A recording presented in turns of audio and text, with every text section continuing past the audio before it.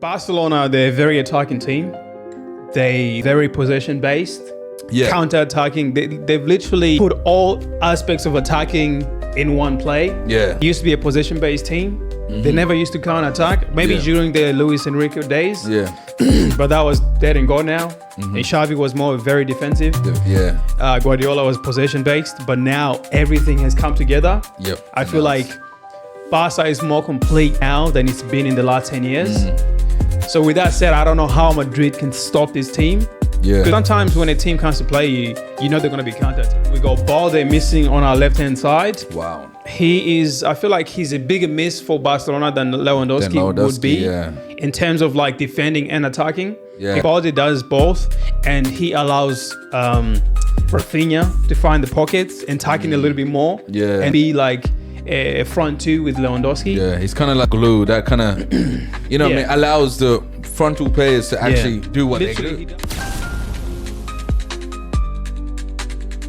Yo, welcome back to Mentor Boys, the podcast that gives you vibes, culture, and two lads down under giving you great football. And today we are back talking about the Copa del Rey. Copa del Rey, indeed. It's finally here. Man, it's finally here. We're giving you predictions.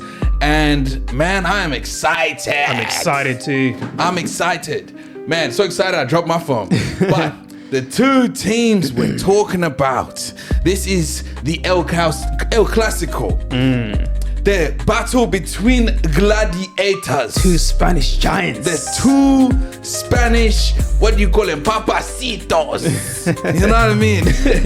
We're talking about FC Barcelona against Real Madrid. Man, what a matchup. I'm so excited. Man, the 27th of April is about to be lit up. It's about to be on fire. Yes, indeed. Yes, indeed.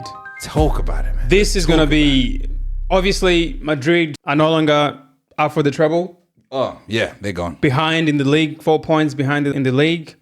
Champions League is gone. And this is the only cup they actually have a 50% chance of grabbing. Man, they're fighting for it. It's no longer semis, nothing is final, and it's here. And this is where we're going to find out what Madrid is made of. We'll see. But also we'll find out what Barcelona is made of, because they are fighting for all three competitions. This being the first one they have a chance to grab before they continue on in the Champions League semifinals and continue to lead in the league. La Liga is on fire. Yeah. In the cup and in the league. Man, I know you are on top of the moon. I'm on top of the moon, but at the same time, I want to be down to earth. Yeah. I want to keep my feet on the ground. Composure. Because I don't want to get carried away, because coming into this game, obviously Barcelona has a better record. Yeah. In the last 10 games, they're more in form than Madrid are. Yeah. I think Barcelona have won, 8 games out of the 10 games? Yeah. Losing 1, drawing 1. I think Madrid, out of the 10 games that they've played, man, they've only won. Man, it's sad. I don't want to say it because what you said was crazy, man. So they've only won 5 out of their 10 in all competitions. They've only won 5, lost 4, and drew 1. And that, look, it's not good. Okay? It's not good. And let's just be honest. It's not good. But I still think Real Madrid, the white and gold, you know what I mean? Everyone says they pump their money to get stars, but I think they still can, rise from the ashes. They could. I think they could. But in all the meetings they've had with Barcelona, they've come short. Way, way short. Yeah. In the league, they lost 4-0. Yeah. In the Super Cup, they lost 5-2. Damn. Even in preseason, they lost 2-1. I know a lot of players were missing, but still, if you're a Barca fan, you still want to count all the games that you played against Madrid this season. So why not? But look, I like to keep the past in the past. But talking about the past, Real Madrid has still been able to lift up 20 of them cups, of the Copa del Rey cups. So which is still a good amount. But I know record. It's a good record. Guess how many Barcelona have lifted? Oh, man. Tell me, please. Just rip off the bed. 31. Jesus. 11 more than Real Madrid.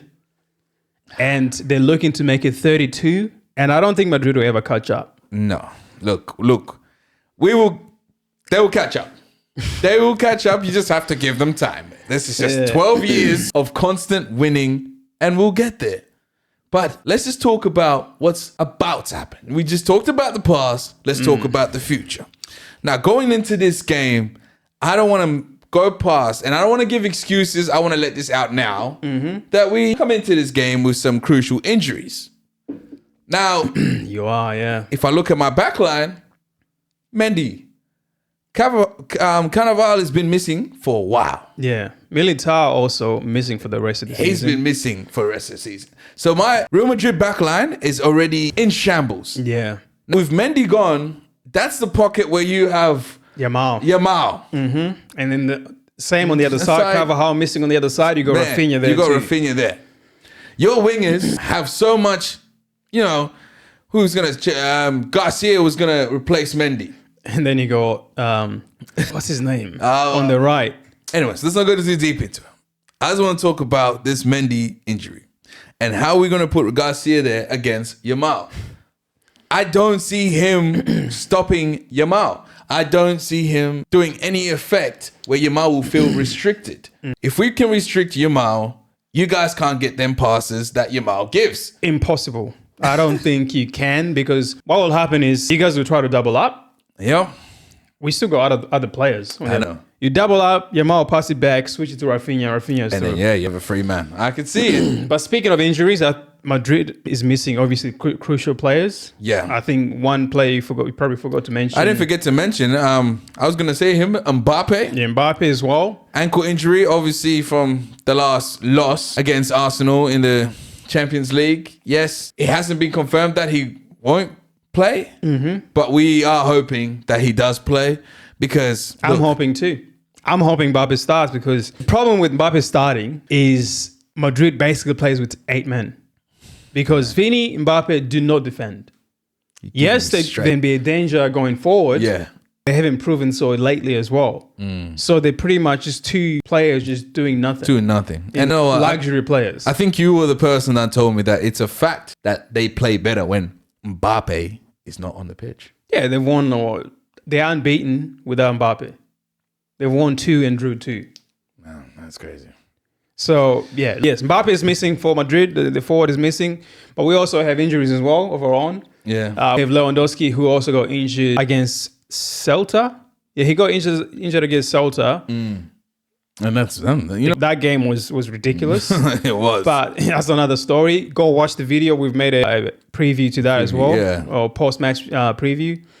And then we got Balde missing on our left-hand side. Wow. I feel like he's a bigger miss for Barcelona than Lewandowski would be in terms of like defending and attacking. Yeah. Balde does both, and he allows Rafinha to find the pockets and tackling a little bit more. Yeah. And be like a front 2 with Lewandowski. Yeah, he's kind of like glue. That kind of, what I mean, allows the frontal players to actually do what they do. He does the whole left-hand side. Yeah. I feel like he's a bigger miss. And obviously we got Casado missing as well. But Casado, I'm not too fussed about him, because we got De Jong, Pedri in the midfield. Yeah. We got Olmo back, who is another danger for Madrid.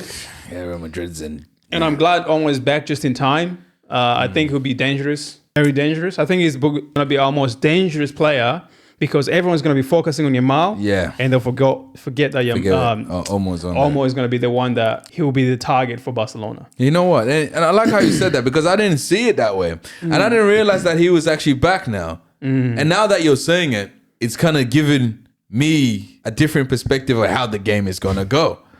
But I still have the same prediction, and which I will say later. But you saying that... I can understand how Real Madrid has to really now tighten up their pockets, because if we're focusing on one man, man, I've seen Olmo do some crazy things and being able to make plays. So, yeah, we are in danger, 100%. Because Barcelona, they're a very attacking team. They very possession-based, counter-attacking. They've literally put all aspects of attacking in one play. Yeah. It used to be a possession-based team. They never used to counter-attack. Maybe during the Luis Enrique days. Yeah. But that was dead and gone now. Xavi was more very defensive. Guardiola was possession based, but now everything has come together. Yep. I feel like Barca is more complete now than it's been in the last 10 years. So with that said, I don't know how Madrid can stop this team. Yeah. Because sometimes when a team comes to play you, you know they're going to be counter-attacking. So you try to stop that. They're going to be possession-based. So you try to put it in a low block so they don't find the way. Or you think they're going to be defending and just catch you on the break. All of that is in play. So you don't know what to stop. Yeah, that's true. And I think Madrid are just like mid-block counter-attack. Counter-attack. I feel like it's like an example. When you were saying all that, the first thing that came to me was like the Avatar. Have you ever watched the Avatar? Yeah, I've watched them. Yeah. No, not the blue people. Oh, what are you talking about? The Avatar, like the anime Avatar, where he has, wind, fire, all that, and he has to go train in all those certain things to become the Avatar. Oh, yeah. Like Barcelona, like you know what I mean? Yeah, Airbender. Yeah. Like Barcelona has been in a phase They've harnessed all those powers. Yeah, harnessed all those powers. They've been in a defensive phase. They've been in a possession phase. And now they're in an attacking phase. And now they're just mastering that all. That's a good analogy. Where they become the ultimate team. Yeah. You can't just walk through them. Yeah. They've got a wall and you can't defend them because they've got something different. They got something different. You know what I mean? Very true. So, that's a good... They go 4 dimensions. Yeah. While Madrid is go 1, maybe 2. Madrid, I don't know what their system is. They used to be counter-attacking, but now it's like they just want to keep the ball. Yeah. And if a player decides to do something magical, and then they just win the game. Yeah. No. Like the last 2 games, Arda Güler scored a wonder. Yeah. That was the whole play. So they won 1-0. The previous game was Valverde, who also scored a wonder out of the box. All the goals out of the box, won by 1-0, and that was the whole play. Yes, obviously, Barca have had that 1-0 result to go as well, kind of go against them because they could have won their matches by 5 goals. Yeah. But somehow it's not going in. But they have like different types of plays where it's very hard to stop them. Yeah. You can score against Barca, but it's hard for you to not concede against them as well. Yeah. See, Real Madrid, obviously, of lately, has been a team of stars. And I know we've gone through this in a previous, podcast. And we've talked just a team of stars. There's no sense of any connection in any way. So, you're going to receive things like that. They've got dangerous players, don't get me wrong. Yeah.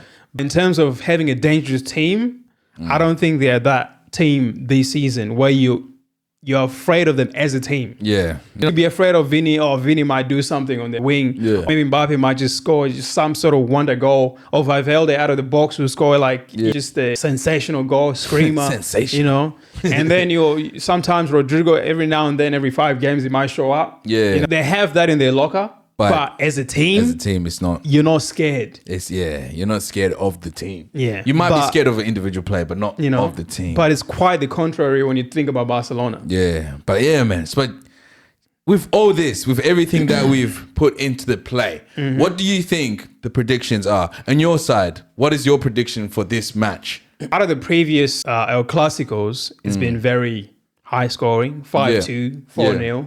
Yeah. Struggle to see this being a very high scoring game. Yeah. Because of all the things we just talked about. Yeah. Everything you put in play. Balde missing, I feel like is going to be a big factor. Lewandowski missing is also going to be a key moment in the game where we won't score as many goals as we would like to. Yeah. Especially in crucial moments where you're expecting some sort of magic. Yeah. I see Barcelona winning it. Yeah. But I think it's going to be like a 2-1. 2-1. Wow. Okay. If it's a high scoring, I feel like it's going to be a 3-2 to Barcelona. Yeah. In terms of what I think is going to happen, I feel like it's going to be a 2-1. Yeah. Okay. What do you think from a Madrid perspective? From a Madrid perspective, with everything you've said, and especially when you added that Omo comment, I was going to change my prediction, but I'm going to stand by it. And the reason why is because I obviously, now that Real Madrid have kind of, they've been kicked out of every competition, but I feel like this is their one way to, 1, get their payback from you obviously beating them. 2, stopping you guys from getting another trophy to hold. And 3, for them to hold something this season. To have something to account for this season. Another one, they probably want to crush our party of winning a treble. So I feel like that might be some sort of motivation for them. And that's what my point number 2 was. They don't want you to get another trophy because they already see that you're going to get that league trophy and there's a possibility that you're going to get the Champions League trophy.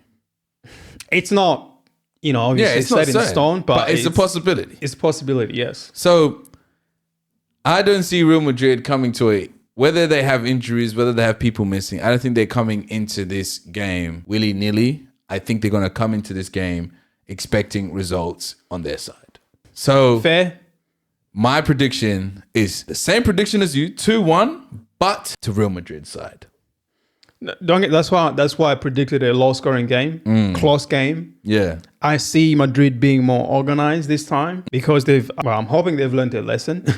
Man, 100%. But in the previous game, they don't look like they're conceding as many goals. Yeah. Out of the last 5 games, they've only conceded 2, and that was from Arsenal. Yeah. Actually, no. No, man. 5. Even the first, yeah. 5. But in the league, in the last 3 games in the league, they've kept 3 clean sheets. Yeah. They've only scoring 1 goal. Yeah, that's why I'm saying they'll score 1 goal, but I don't think they'll be able to keep a clean sheet against Barca. That's my take. I personally think they'll be very defensive. Yeah, but look. Hopefully you guys tune into the game. Hopefully you guys get into it, man. Excited. The 27th of April, the game will be broadcasted. And it's going to be exciting. It's going to be massive. So get into it. And then we're also going to give a review of the game once it's done. Obviously confirming our predictions. So slam dunk that subscribe button. Please. And like those fucking videos, man. Go through. We've got so many videos. Check out our page. Also, go into the comments. Tell us if you agree, disagree. Yeah. Give us your predictions. Who do you think will score? And what do you think the scoreline will be? And tell us if you're a Madrid or Barca fan, or if you're neutral. Yeah. Just comment anything. Anything, man. That you think we've missed out. Or comment Lakers, because that's Mbappe's favorite team. So if he sees that, he will come and he'll play on that pitch. So anyways, man, this has been Mentor Boys. We can't wait for the Copa del Rey this Sunday, man. This is going to be amazing. And we will see you next time. See you in the final.